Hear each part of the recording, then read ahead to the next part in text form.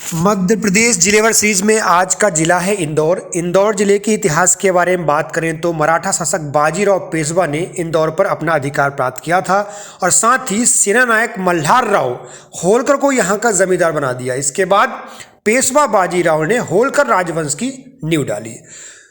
अब देखते हैं मल्हार राव के बारे में। यदि हम बात करें तो मल्हार राव मध्य भारत में पहले मराठा सूबेदार थे। मराठा सूबेदार अभी तक कोई नहीं था, तो पहले जो है ये मराठा सूबेदार बने। इसके बाद जब इनके बारे में बात करें तो ये चरवाहा के परिवार से थे। बाद में इन्होंने पंजाब तक जो है मराठा साम्राज्य का विस्तार किया। 1721 में ये पेशवा की सेवा में शामिल हुए और जल्दी ही सूबेदार बन गए।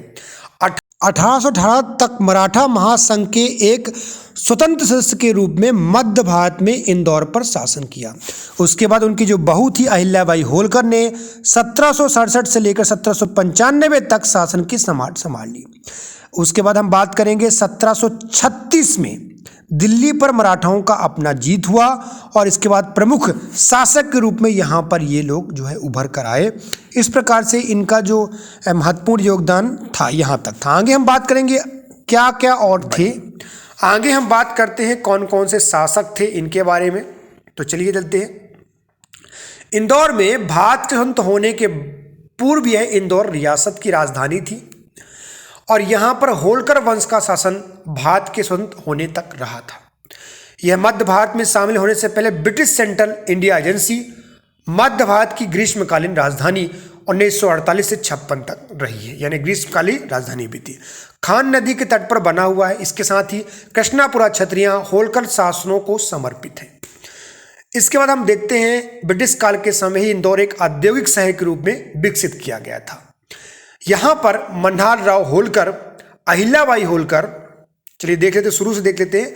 मल्हार राव होलकर जो कि अपने सूबेदार बन गए थे, अहिल्याबाई होलकर, तुकाजीराव होलकर, तुकाजीराव होलकर द्वितीय और यशवंत राव होलकर, यानी यशवंत राव जो होलकर थे ये यहाँ पर अंतिम शासक थे। आगे हम बात करते हैं कुछ अन्य महत्वपूर्ण तथ्यों पर। तो चलिए देखते हैं।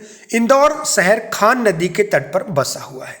खान नदी के तट पर बनी कृष्णपुरा की जो छत्रियां हैं ये होलकर शासकों को समर्पित है और इसे मिनी मुंबई के नाम से जानते हैं क्योंकि यह औद्योगिक क्षेत्र के रूप में विकसित किया गया। इंदौर जिला जनसंख्या की दृष्टि से मध्य प्रदेश का सबसे बड़ा शहर है। भारत में टियर 2 शहरों के अंतर्गत आता है। इंदौर मध्य प्रदेश की वाणिज्यिक राजधानी भी कहलाती है और इंदौर को मध्य प्रदेश की आर्थिक राजधानी के नाम से भी जाना जाता है। इंदौर शहर केवल मध्य प्रदेश बल्कि देश के अन्य क्षेत्रों के लिए शिक्षा का एक केंद्र के रूप में प्रसिद्ध है। आगे हम बात करते हैं स्मार्ट सिटी मिशन के बारे में।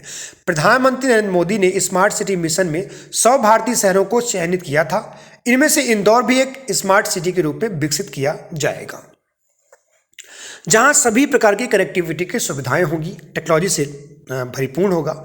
स्मार्ट सिटी मिशन के तहत पहले चरण के अंतर्गत 20 शहरों को स्मार्ट सिटी के रूप में विकसित किया जाएगा। इंदौर भी इस प्रथम चरण का ही हिस्सा है। चलिए आगे बात करते हैं हम 2021 के स्वच्छता सर्वेक्षण के परिणामों को लगातार 5वीं बार इंदौर भारत का सबसे स्वच्छ शहर बन गया है। इंदौर में अभी भी जो है डॉगलेशन को लेकर भी कुछ नया काम चल रहा है। तो इस प्रकार इंदौर जो है स्वच्छता सर्वेक्षण के अनुसार फिर से जो है पहला शहर बन गया है, भारत का सबसे स्वच्छ नगर बना है 5वीं बार वो भी। डॉक्टर भीमराव अंबेडकर, लता मंगेशकर जी का अभी अभी निधन हुआ है।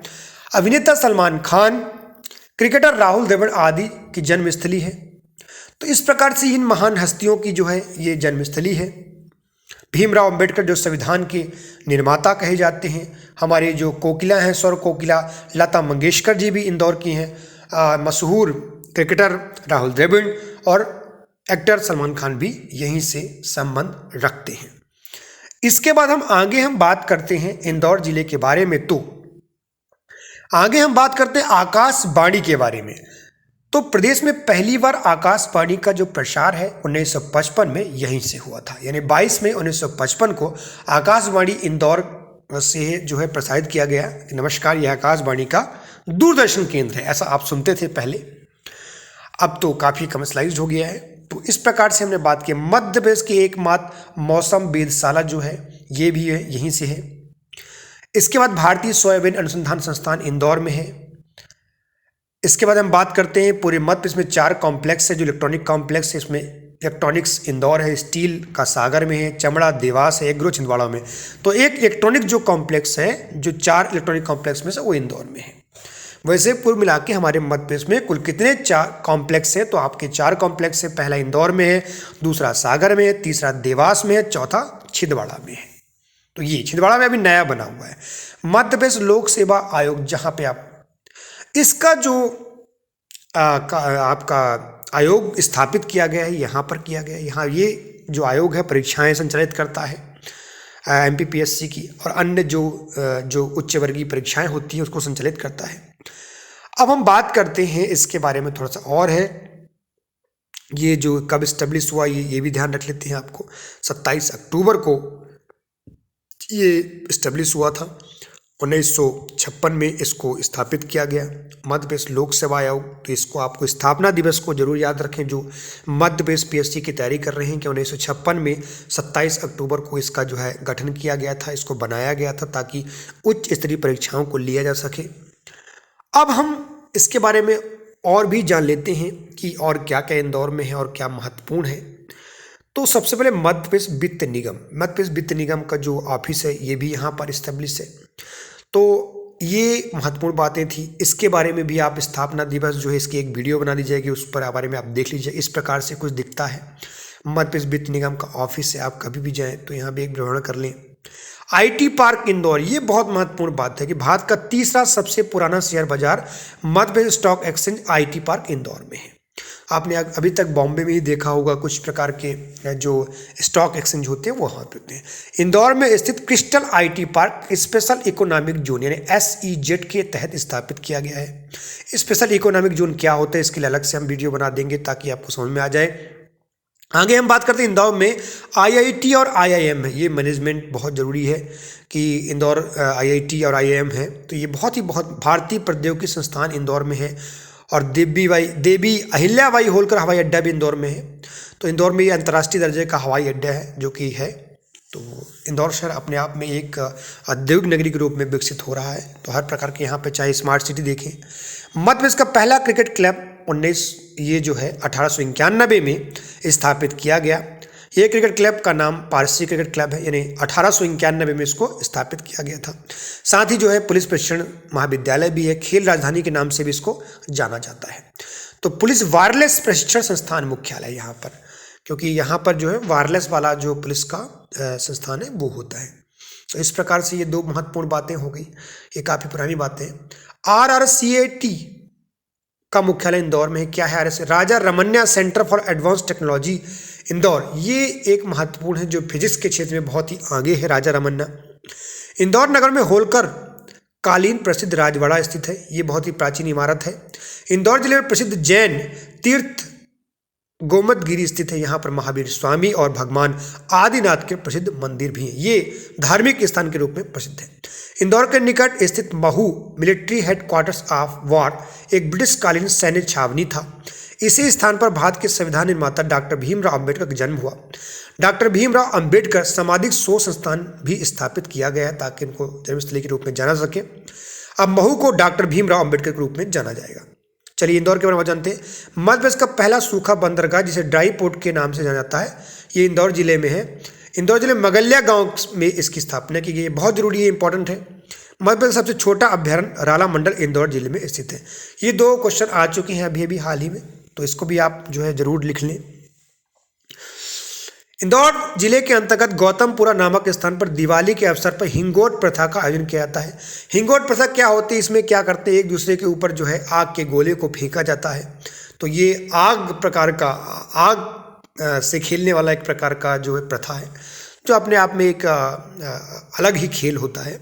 तो हिंगोट प्रथा इसको कहते हैं। क्षिप्रा नदी का उद्गम काकरी पहाड़ी पर है, यानी आप क्षिप्रा नदी यहाँ से निकलती है। वैसे तो इंदौर कान नदी पर बसा हुआ, लेकिन क्षिप्रा नदी का उद्गम जो है इंदौर के काकड़ी बड़ी पहाड़ी से होता है। और चंबल नदी का उद्गम जाना पाव महू से होता है, यानी 2 नदियों का उद्गम स्थल की पहाड़ियाँ जो हैं वो महू पर है। एक है काकरीबाड़ी और दूसरी है जाना पाव। तो इस प्रकार से 2 नदियाँ बहुत ही महत्वपूर्ण है, चंबल और क्षिप्रा। आगे हम बात करते हैं कुछ अन्य महत्वपूर्ण तथ्यों के बारे में। इसके बारे में तो चंबल देखिए, चंबल को कुछ इस प्रकार से बोर्ड लिया है, ये एकदम सही पिक्चर है जो आप देखते हैं, वहाँ पर जाएंगे तो आपको इसी तरह का कुछ पिक्चर दिखाई देगा। और ये महू में है, जो कि डॉक्टर अंबेडकर की जो है जन्मस्थली है महू। तो महू में समाहित 100 संस्थान भी है, ये भी मैंने आपको बताया कि महू में और क्या क्या महत्वपूर्ण चीज़ें हो सकती हैं। अब हम बात करते हैं थोड़ा सा आगे कुछ महत्वपूर्ण बिंदुओं पर जो एग्जाम के दृष्टिकोण से बहुत ही महत्वपूर्ण है। चलिए हम बात करें, मध्य प्रदेश की सर्वाधिक समाचार पत्रों का प्रकाशन इंदौर से होता है। जितने भी जो समाचार पत्र हैं सबसे अधिक मात्रा में इंदौर से प्रकाशित होते हैं। मध्य प्रदेश की पहली जैविक खाद्य इकाई इंदौर में प्रारंभ की गई है। सिरपुर पक्षी अभ्यारण्य इंदौर जिले में स्थित है।